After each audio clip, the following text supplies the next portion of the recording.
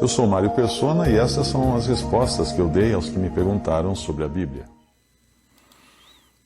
Recordando aqui nessa epístola de Paulo a Tito, que ele estava escrevendo a Tito, porque Paulo havia deixado Tito em Creta para colocar em ordem as coisas que ainda faltavam lá em Creta, que havia muita coisa ainda que estava não bem organizada, né? Ele falou lá no versículo 5 do capítulo 1, por esta causa te deixei em Creta para que pusesses em boa ordem as coisas que ainda restam e de cidade em cidade estabelecesses presbíteros ou anciãos, como já te mandei. Depois ele dá então qual o currículo desejável, né, o comportamento desejável de um presbítero ou ancião. E o capítulo 1 terminou com esse versículo 16, dizendo: confessam que conhecem a Deus, mas negam-no com as obras, sendo abomináveis e desobedientes e reprovados para toda boa obra. Então, esse capítulo 3, ele abre, ou melhor, esse capítulo 2 agora, ele abre tendo isso em mente, o último versículo do capítulo 1, que na realidade nós sabemos que na Bíblia, nos textos originais, não havia essa divisão de capítulos e versículos. Então, depois de falar dos que confessam que conhecem a Deus, mas negam-no com obras, ele vai falar como deve agir, então, aqueles que conhecem a Deus. E para isso ele exorta Tito, no versículo 1 do capítulo 2, tu, porém, fala o que convém à sã doutrina. O que significa a palavra doutrina? Às vezes a gente esquece de ver qual é o significado de um termo, de uma palavra. Doutrina é simplesmente ensino. Aqui seria, tu, porém, fala o que convém ao são ensino, ao ensino saudável, ao ensino são, ao ensino puro, sem mistura. Assim como nós buscamos nos alimentar com alimentos puros e limpos, sem contaminantes, assim deve ser a doutrina, o ensino que nós vamos passar para as pessoas. Recebemos dos apóstolos a sã doutrina, que é a doutrina sã, sem misturas, sem corrupção. E devemos também transmitir essa doutrina sã, sem mistura, sem corrupção. Aliás, foi Paulo, em um determinado versículo, ele fala para Timóteo, 2 Timóteo capítulo 2, versículo 2. No versículo 1 ele fala assim: tu, pois, meu filho, fortifica-te na graça que há em Cristo Jesus. Essa é a fonte de toda a força, de todo o poder, de toda a energia do cristão. E o que de mim, dentre muitas testemunhas, ouviste, confia-o a homens fiéis que sejam idôneos para também ensinarem os outros. Esse versículo aqui costuma ser mal interpretado e mal usado, né? Para justificar faculdades de teologia, quando ele fala de confiar a homens fiéis, o que ele tinha escutado de Paulo, que fossem idôneos para ensinarem os outros. Não é exatamente uma faculdade ou um curso de teologia isso, porque você não entra numa faculdade por ser idôneo. Você entra por passar num vestibular, você entra por tirar boa nota numa prova. Mas não necessariamente você pode ser uma pessoa idônea, porque entrou numa faculdade e depois ainda completou um curso de teologia e saiu com diploma e talvez até revestido de poderes para ser um líder de uma religião. Nada disso é bíblico. Nada disso é bíblico. Quando ele fala para confiar a homens fiéis, então ele devia, sim, analisar esses homens, a fidelidade deles, a maneira do andar deles, a vida deles, para ver se eles eram vasos idôneos para receber essas mensagens que Timóteo estava aprendendo de Paulo. E aí esses homens iriam passar a ensinar outros. E foi assim também que a verdade chegou até nós. Porque durante muito tempo não havia um Novo Testamento escrito. Durante muitos anos, a verdade era passada de boca em boca e, claro, inspirada pelo Espírito Santo, foi entregue aos apóstolos por inspiração e foi ensinada a homens idôneos. Esses homens idôneos, então, iam de assembleia em assembleia ensinando. E aqui em Tito, o que nós vemos é justamente isso. Paulo escolheu um homem idôneo, que era Tito, para transmitir essas verdades, para ensinar a sã doutrina, o são ensino. Tu, porém, Tito 2:1, tu, porém, fala o que convém à sã doutrina. E agora ele vai dar instruções para diferentes classes de pessoas. Os velhos, aqui no sentido de velho de idade mesmo, não é? Não de ancião, no sentido de irmãos responsáveis pela ordem na Assembleia, como nós aprendemos já que os anciãos eram os que tinham que zelar pelo rebanho, cuidar da Assembleia, não necessariamente que estivesse à frente como um pastor ou um padre, mas eram zeladores da Assembleia, da igreja. E hoje nós temos isso também, mas só que a diferença é que naquela época os anciãos eram eleitos pelos apóstolos, escolhidos pelos apóstolos, ou por delegados dos apóstolos. O que era um delegado dos apóstolos?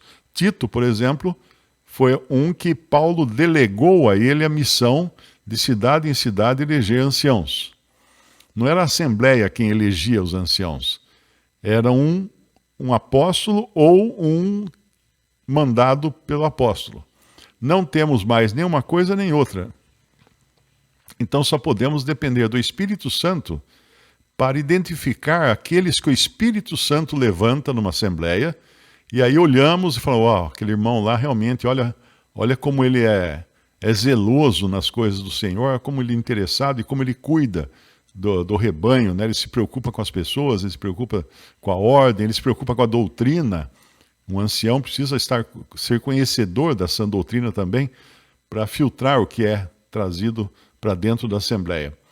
Então, os velhos que sejam sóbrios, graves, prudentes, sãos na fé, no amor e na paciência.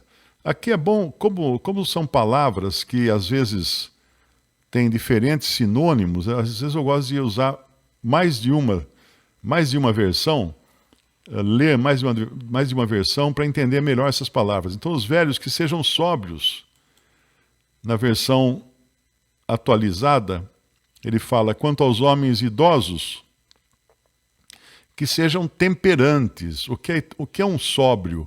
O que é um temperante? É um equilibrado. É um equilibrado. Deixa eu ver se tem mais uma aqui. Sóbrio, a palavra mais usada, as traduções mais usadas são sóbrio. E a atualizada fala de temperantes. O que é uma coisa bem temperada, assim, temperada corretamente? Ela tem um sabor equilibrado. Não tem nem muito sal, nem pouco sal. Não tem nem muito azeite, nem pouco azeite. Então tem um sabor bom, porque é bem temperada, não é? Bem equilibrado o sabor. Então os velhos ou idosos sejam bem temperados, sejam temperantes, sejam equilibrados. A palavra seguinte é graves. Na versão atualizada está respeitáveis. Respeitáveis. Porque uma pessoa idosa, a coisa mais feia que tem é uma pessoa idosa que se comporta como uma criança, né? Com coisas que não convêm, na hora que não convém. Então, é muito, muito importante que os homens mais velhos sejam graves. Eu tenho um grande problema de precisar me vigiar nisso aqui, porque eu sou muito piadista, né? Eu sou muito brincalhão, e tenho que me vigiar para não brincar com coisas que são sérias, não brincar com, por exemplo, fazer piada da Bíblia, coisa assim, mas nem de jeito nenhum, nem pensar. Né? Fazer humor da Bíblia, não. O terreno que nós pisamos quando estamos falando a palavra de Deus é terreno santo, como o Senhor falou para Moisés, tira as vossas sandálias, porque o terreno que você pisa é um terreno santo. Por isso que não convém, por exemplo, algumas coisas que hoje dentro da cristandade a gente já vê acontecer bastante, é transformar um culto, né, um culto lá religioso, numa comédia de stand-up. Então vai lá um pastor, um pregador, que sabe contar um monte de piada, misturando Bíblia com humor, com gozação, com brincadeira, e a igreja enche, porque todo mundo vai lá para se divertir. Nos Estados Unidos, nos anos 60, isso começou lá nos Estados Unidos, porque além dos shows musicais, né, que foram introduzidos nas igrejas, que antes as pessoas cantavam, todos cantavam tal, mas daí começaram a introduzir shows. Então, ao invés da congregação cantar, punha uma banda lá, um cantor famoso, um cantor gospel, pagava um cachê, então vinha o cara lá cantar, todo mundo aplaudia no final. Tudo isso para entreter, porque a ideia era a seguinte, para que os membros daquela congregação não fossem para o mundo, para assistir shows no mundo, ou para boates, ou coisa assim, vamos trazer para dentro da igreja a boate, o show, o mundo. Aí eles se divertem aqui dentro, fica um ambiente santificado, né? O que, na verdade, acaba sendo até pior quando você traz para dentro aquilo que é o mundo. É fazer o rio Nilo entrar no cestinho de Moisés. Então, começou isso nos anos 60 nos Estados Unidos, tinha inclusive clubes cristãos. Clubes cristãos onde um casal podia ir ouvir música cristã, dançar música cristã, comer, né? Tinha restaurante, essas coisas, tudo igual ao mundo, só que com uma cara cristã. Então isso aí aconteceu muito nos anos 60 nos Estados Unidos, e no Brasil hoje também já está chegando aqui, não é tão organizado quanto era nos anos 60 nos Estados Unidos. Então que os velhos, os idosos sejam sóbrios, graves, prudentes. O que é uma pessoa prudente?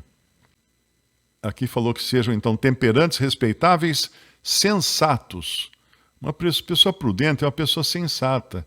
Ela não ultrapassa a velocidade, ela não corre riscos. Ela tem sensatez. Aliás, o cristão, ele nunca deveria correr riscos desnecessários. Eu sempre penso que eu corri muito risco, né? Quando jovem, sempre me aventurava em coisas que não eram exatamente corretas, né? Subir em montanhas, mesmo quando eu fiz meu curso de piloto privado, eu gostava de dar parafuso com o avião, né? Descer girando assim, dando parafuso, que eu achava o maior barato aquilo. Mas é a insensatez, porque você cria situações que pode dar errado alguma coisa, e aí você desperdiça a sua vida. Então um cristão, a minha opinião é que um cristão nunca deveria praticar esportes radicais. Eu tenho até um vídeo onde eu falo isso. E como você saber quais são os esportes radicais? É só examinar no site de uma seguradora quais as atividades que eles não cobrem com seguro. Então tem muitas atividades que o seguro não cobre. Por exemplo, mergulho de profundidade, seguro não cobre. Paraquedismo, seguro não cobre. O cara pulou de paraquedas. Tá, eu fiz seguro de vida. Não abriu o paraquedas, amigo, você perdeu o dinheiro de ficar fazendo seguro de vida, porque não vão pagar a viúva, não vão cobrir a sua morte com aquele seguro, porque a seguradora não cobre essas coisas de risco.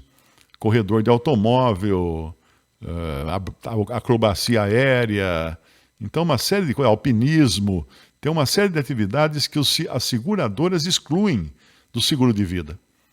Então é importante o cristão também ser prudente, ser cuidadoso na sua forma de viver, na sua forma de agir, porque a vida que nós temos não é nossa. Não é nossa vida.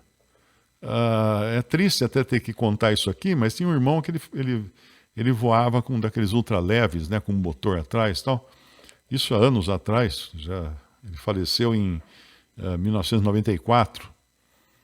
E eu me lembro até quando ele, 3 dias antes dele falecer, eu estive com ele e na época, a minha esposa na época até falou para ele, falou, escuta, para com aqueles negócios lá, você fazendo acrobacia com aquele, né, parece um guarda-chuva aquilo. Ah, não tem problema, se cair, eu vou para o Senhor, né? Ela falou assim, o problema é se você não for para o Senhor, se você ficar numa cama aí, aleijado, dando trabalho, esse é o problema. Se morrer, tudo bem, mas se não morrer é o problema. E parece incrível, mas era uma quarta-feira, quinta, sexta, sábado. No sábado, ele foi voar e fechou.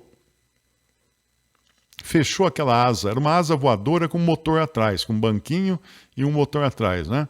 E ele tinha voltado dos Estados Unidos e comprado lá um paraquedas específico para esse tipo de aeronave que você instala nessa asa voadora. E se parar o motor, se quebrar alguma coisa, ele abre o paraquedas, daí você desce de paraquedas. Mas ele chegou no aeroclube, lá de Piracicaba, e foi instalar o tal do paraquedas e não tinha uma certa chave para apertar lá os parafusos, alguma coisa assim. E ele pegou e largou para deixar para a semana seguinte. E ele ficou com esse paraquedas duas semanas que ele foi voar com o paraquedas no porta-mala do carro. E nesse dia, então, lá em cima, acho que fazendo uma manobra mais pesada, não é?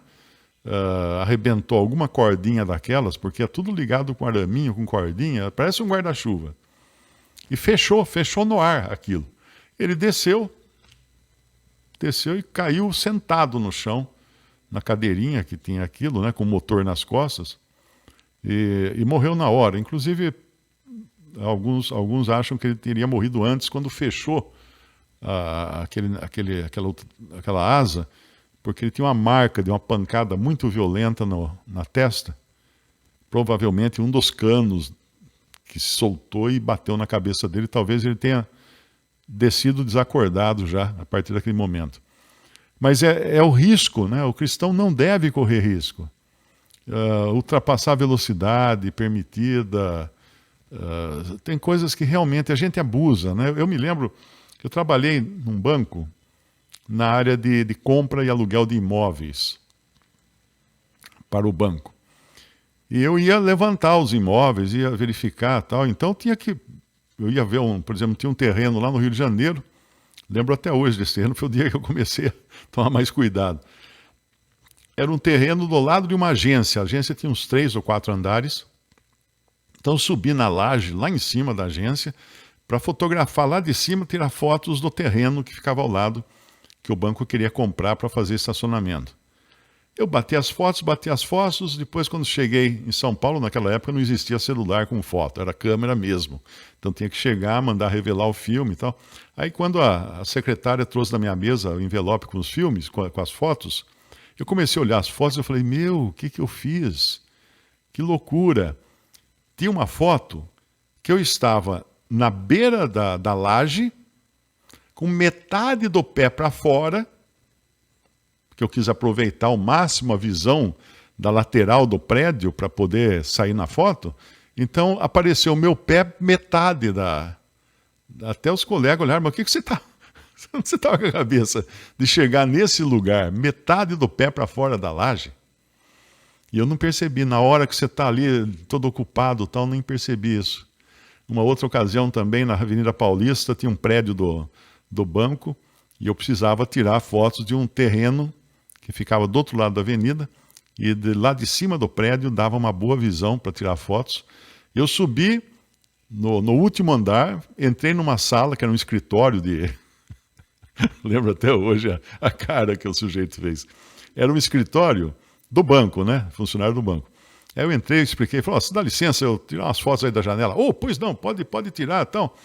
Aí eu abri aquela janela basculante e tinha, do lado de fora do prédio, tinha uma lajezinha de uns 30 centímetros, todo cercando todos os andares, uma lajezinha de concreto de uns 30 centímetros. Então eu abri o basculante, me enfiei por baixo da janela do basculante e saí para fora do prédio, naquela lajezinha, e virei e entrei de volta Entrei de volta na sala. Quando eu entrei de volta na sala, o cara estava pálido, com os olhos regalados. Coitado, eu devia ter avisado ele o que ia fazer. Imagina, você deixa um outro funcionário entrar na sua sala, ele abre a janela e sai para fora do prédio, do último andar. O que você vai pensar? Ele vai se matar. Ele veio aqui para se suicidar e botar a culpa em mim. Então, isso cabeça de jovem. Eu tinha 20 e poucos anos nessa época, não tinha acho que nem 30 anos ainda. Então, o jovem, ele corre riscos. Ele corre riscos. Tivemos recentemente lá aquele submarino, né, que implodiu, matou quem estava dentro, e todos falando já que era altíssimo risco aquilo, porque não tinha a tecnologia necessária de segurança e nada. Nada. Era movido, era guiado por um joystick de videogame. Era uma coisa totalmente precária. Mas a pessoa se arrisca. Mas o cristão, ele tem que ser prudente. Prudente, porque a vida não é nossa. A vida não é nossa. Hoje mesmo um me escreveu, falou assim que não aguenta mais viver. Eu falei, somos dois então. Por que o senhor não me leva logo? Ele falou. Eu falei assim, eu também tô esperando. Mas a questão é a seguinte, se nós estamos aqui, é porque o Senhor quer nos usar. Então, nós estamos a serviço. A serviço. Um soldado, quando é enviado para um determinado país, numa missão, alguma coisa, ele está a serviço, ele não foi passear. Então, ele não pode desperdiçar o seu tempo, ele não pode gastar o seu tempo, a sua saúde, a sua energia, com aquilo que não esteja dentro da missão para a qual ele foi enviado. E assim é o cristão também. Estamos aqui em missão.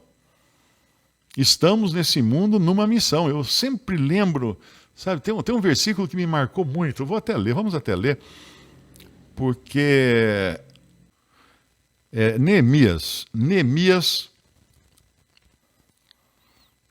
estava lá construindo o muro de Jerusalém. Eles tinham voltado, os judeus tinham voltado de Babilônia e estavam reconstruindo a cidade de Jerusalém, o templo, o muro e tudo mais, e Neemias estava à frente desse trabalho, mas havia os inimigos de Deus, querendo de toda maneira atrasar a obra, dificultar, atacar os judeus que estavam ali.